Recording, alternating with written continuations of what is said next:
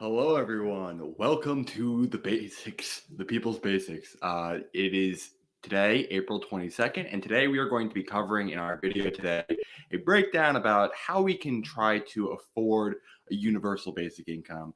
For those who do not know about the people's basics and are just joining us, our network is focused on advocating for the universal basics of income, services, and rights. And so in today's video, we want to talk less about why we need a universal basic income. We've produced several podcasts on the back end of oh my god, so many content that we've done at the network, from articles and the like, that we want to really focus on just the affordability problem today. And we just did a basic income history. If you want to learn about the philosophy of why we need this and how this idea has evolved, but let's get into some of the actual, costs and reasons why we do a universal basic income. And the main one of which is poverty. So a lot of people say we cannot afford a universal basic income. And I would say, well, we can't afford not to do one. The costs of poverty are severely high in our nation, and we are not working at a peak market efficiency because we have not embraced a system that has a form of redistribution back so that those who are without capital have access to new capital to be able to participate in the markets and to be able to support their basic needs instead of having to go through emergency measures. So, to talk about poverty, currently we have 46 million people who are in poverty as of 2020. The current poverty cost, when it comes to just children alone, is $1 trillion per year. And this comes from a study done by Michael McLaughlin and Mark R. Rank, entitled Estimating the Cost of Childhood Poverty in the United States, done by the Social Work Research. This is just the peak of it. We also have the costs of unstable housing situations for children, coming to roughly 111 billion in avoidable health and special education costs over the next 10 years. This was done by Dr. Ana Poblacion, who is a big person who has basically done a ton of study on the costs around poverty, as you'll see in a couple of the other statistics we're going to refer to. And she came to this study in her work called Stable Homes Make Health Families. And this was done in Children's Health Watch. She also found that it basically resulted in hunger costs of around 160 billion per year. So when it comes to the actual costs surrounding poverty, we are wasting money by keeping people in such conditions. And so it comes to the question of, how do we afford these things? And so some people think about it in a very traditional sense of, well, if you want to spend, you have to have complete, ability to pay for it. All of it comes through taxation. Well, this is, inaccurate thinking. We do not do all of our funding from a federal budget sense using the funds from our taxation. They are separated funds. There are a couple programs that have earmarked taxation, but in general, that is not how we do it. We issue our currency to provide for these programs and spending, and then we hopefully recoup over time through taxation enough to recoup that to not hold significant deficits, at least if that's the position you want to take of balancing budgets. And so you have to ask ourselves, well, if it's not taxes that determine spending, what really does? And so it's really based off largely productive capacity of what we can actually kind of afford to be able to spend. And so when we talk about like some traditional metrics in measuring what that productive capacity is, we largely talk about GDP, which is basically equal to where the level is between aggregate demand and aggregate supply. Aggregate demand being, the total amount of goods and services that are purchased, basically reflecting the appetite of spending among entities that shape the economy as well as influence, fiscal and monetary policy. And then we have aggregate supply, which is basically the total amount of goods and services that firms are selling, which kind of reflects the production side of the economy. In the short run, aggregate supply is kind of flexible. This means that an increase in aggregate demand can temporarily cause GDP to increase. However, in the long run, aggregate supply is rather inflexible and set at the level of potential GDP. And, potential GDP is the long run productive capacity of the economy. The difference between current GDP and potential GDP is referred to as the output gap. If the economy is operating, below GDP, then there's an output gap. Then, if you have like a fiscal stimulus, this can be very vital to the economy if you have this output gap. That because there means that there is slack to the economy. This kind of happens sometimes when there is like high unemployment, or like let's say just like a lot of factories that are currently sitting idle. Fiscal stimulus basically acts as a way of boosting aggregate demand, which basically pushes GDP even higher until it reaches that potential GDP that we were talking about. Like, what can we eventually reach as our productive capacity?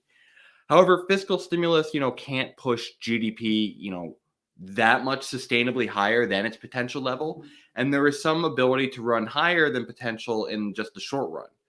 But this can cause economies to overheat, as you might hear some economists saying, which would result in a higher level of inflation. GDP ultimately settles back down to its potential level after doing that. Unfortunately, no one knows exactly where potential GDP is. A lot of people can make projections over time, and a lot of economists do to try and make these determinations of what is appropriate stimulus levels for us to be considering for our economy. Potential GDP is basically what's known as like a latent variable, meaning that it cannot be measured directly. It's only an inferred thing. Typically, economists assume that the economy is operating at potential if inflation is low and stable. But there are no signs of like large excess capacity in the economy, such as high unemployment. Many investors are now kind of anticipating that there might be some potential inflation upside in the coming years because we've seen the 5-year break even inflation rates surge in recent months to the point where it reached 2.4%, which is the highest it's reached since the Great Recession high. So, we think that this inflation is kind of relatively to be expected within the next few years, but I think it is still within reason that it is not going to reach unsustainable levels to where it's going to be a severe problem. 2.4% is a very manageable figure. And so the other thing that we have to consider is when we're doing stimulus, how do we do it? Like, there's these long-term thinkings that have been very flawed in trying to do these massive tax breaks for corporations and allowing these people who are the job creators to have more of their income to be able to spend back into the economy. But this is a relatively largely flawed logic. A lot of where we want to actually put money, I think obviously so, is who's going to use it. I think we could all have a general gut feeling that poor people are going to be using it more often than the wealthy. But when you actually bear it out by the data, the marginal propensities to consume, which basically means if I give you a dollar, how much of that dollar are you going to have to use for spending purposes versus saving? The poor person uses it 10 times more likely than that wealthy person in the top 10 percentile. The bottom 10 percentile spends 10 times more likely in their marginal propensity to consume. This is basically, suggesting that we are going to have basically, how do I want to say it? A really large amount of excess slack just due to the fact that we have such large degrees of inequality. There's all this money being stored away, almost like dragons sitting on top of a pile of gold by these incredibly wealthy individuals. So it's kind of crazy to me that if we just we're being able to do some level of transfer of wealth, we'd be able to see such an increase in aggregate consumption because it's currently not being used because it's simply being stored often in just equity that these people are hoarding in excess wealth. Think about the wealthiest people in America right now. Do you think they're ever going to have to be able to spend all 160 billion? Do you think they're ever going to even use all of that in productive capacity? Like, we've even had people like Bezos admit they have no idea how to spend it all. So it's very common sense. Who is going to be better at being able to spend the next dollar? It's poorer individuals. And so we come to the point of, well, how do we afford this thing? So if we have this slack in the economy where we can afford more stimulus and we have these really burdensome costs in terms of poverty, how do we actually, afford something like a $2,000 a month universal basic income, which is supported right now by 65% of Americans? Well, we came up with some solutions to ourselves for how we would try to propose going about that. So the first of which is doing a 5% land value tax on real estate, which we believe would be able to bring in roughly $2.17 trillion per year. This is based off the real estate estimates delivered by William Larson estimating the total real estate market to be roughly $22.98 trillion currently. The next form that we would be trying to use is a 20% VAT. This would be likely to generate $1.3 trillion per year.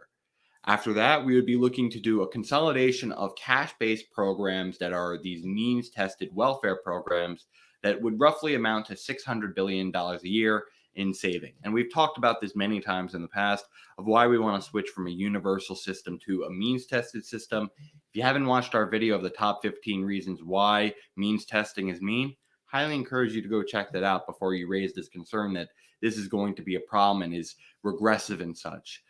So this is another way we're going to be generating money. As I said, $600 billion a year. After that, we would be looking to put a $60 per ton carbon tax in place, which we would be expecting to raise $233 billion per year.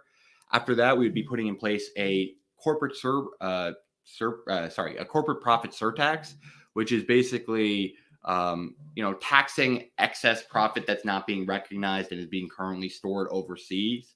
And we would be looking to do a 7% tax on this. This is something that largely Elizabeth Warren was running on top of her wealth tax during her presidential campaign, was this form of a corporate profit surtax. And so that would be generating an additional $100 billion. After that, we would be looking to embrace financial transaction taxes, which would be roughly 0.5% on stock trades, 0.1% on bonds, and 0.005% on derivatives. This would, generate projected amounts of $240 billion in total.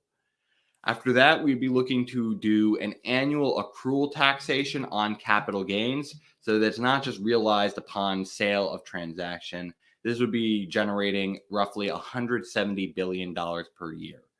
And then next we would be doing an investment into the IRS. We would be doing roughly $2 billion in total, which would be likely projected to raise $6 billion in new tax revenue from being able to do better enforcement of, people that are currently trying to avoid taxation.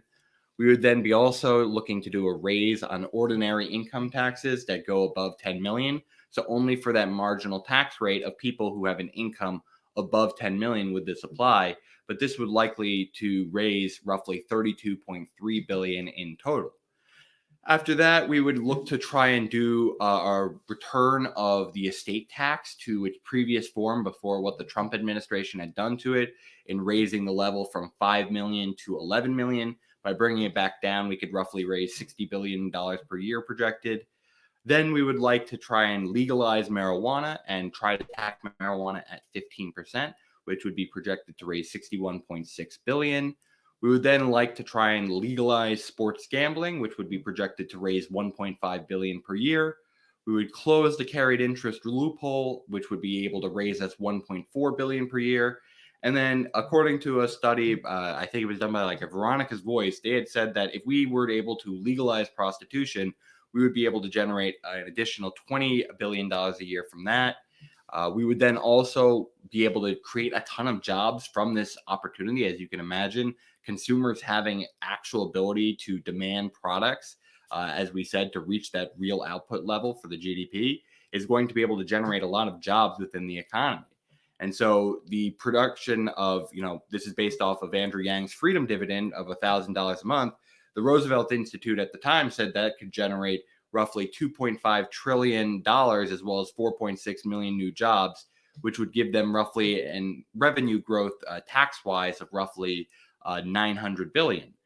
So, these things combined is going to give us roughly $5.91 trillion in total funding, which would be able to roughly afford this $6 trillion outlay of giving a $2,000 a month universal basic income.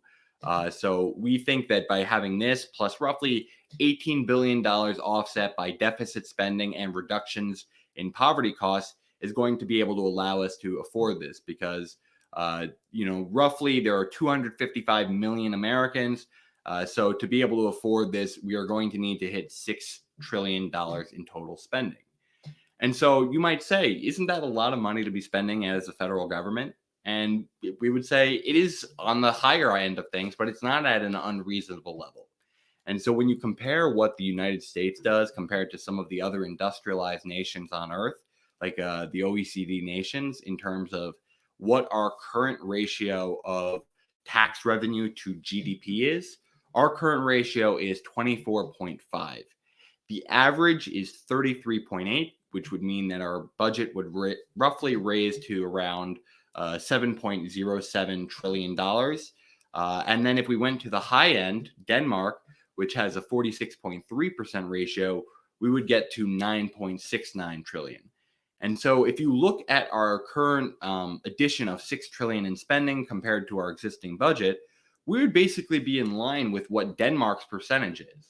And we would actually be a fully robust social democracy with this $2,000 a month universal basic income in spending. And you have to also understand, it's not like this money is suddenly disappearing. It's going to be cycling through the economy over and over. It's not like it's being consumed up by, let's say, spending it on bombs, for instance. We have this ability to be able to consistently generate new business on top of business from each form of consumption along the value chain. So this is how we think we can afford a universal basic income. Again, there is a variety of methods of funding that we think can be done, but we wanted to show that, hey, it's not impossible to reach $6 trillion in new funding using a variety of tax methods, and that this is, financially feasible as stimulus in our current economic state. So we wanted to encourage you all to understand how we can actually afford these programs. We have done a ton of other videos talking about what is the actual social benefit to these programs and, the inherent right of why we should be entitled to these forms of benefits. But we really wanted to break it down for you all today to let it be known we can afford a universal basic income of $2,000 a month. It just takes the will to do it. And now, mind you, do we think that when we come to negotiation coming with $2,000 a month, we might get that whole amount? Maybe not. Maybe it's just an anchor for us to be able to get $1,400 a month, a continuation of the existing stimulus bill. And that's great. We've started higher and we've now been able to achieve even more than what we tried campaigning for when we were supporting Andrew Yang for president, running on $1,000 a month. And so I want people to realize this is not unrealistic. This is being currently talked about by many other countries. Our neighbors to the north, Canada, are currently talking about a $20,000 a year universal basic income right now. This would be roughly 28.1% of their GDP, which if you compare that to, the US, that would be 6 trillion, like we were talking about, at a $2,000 a month universal basic income. So this is a realistic idea. We can afford this. And so now it's just come to the time where we don't need to study this anymore. We just need to get people to know that this needs to be a priority, and that if you want to keep your seat in office, that this is something that you're going to have to embrace. On top of that, we need to actually have direct action to make this be known that this is a priority. And so we need to be mobilizing to try and organize to go and do direct action in DC, as well as, getting more of these localized trials to show that we've built a groundswell of a movement that is coming crashing down upon DC. Either come with us or you will be swept out of your job. So that being said, my friends, I want to thank you all for coming to today's video and watching how we think we can be able to afford a $2,000 a month universal basic income. If you like today's video and how we think we can actually afford a universal basic income, please like today's video as well as share it with your friends. It will really help grow the People's Basics movement. Likewise, if you're interested, we always are looking for new people to talk with within the community on our Commoners Corner segment. We encourage you, go to our link tree to get connected with all of our different social media communities and sign up to come on an episode and talk with us yourself. So that being said, my friends, I hope you have a great day out there. And as always, I hope you stay basic out there.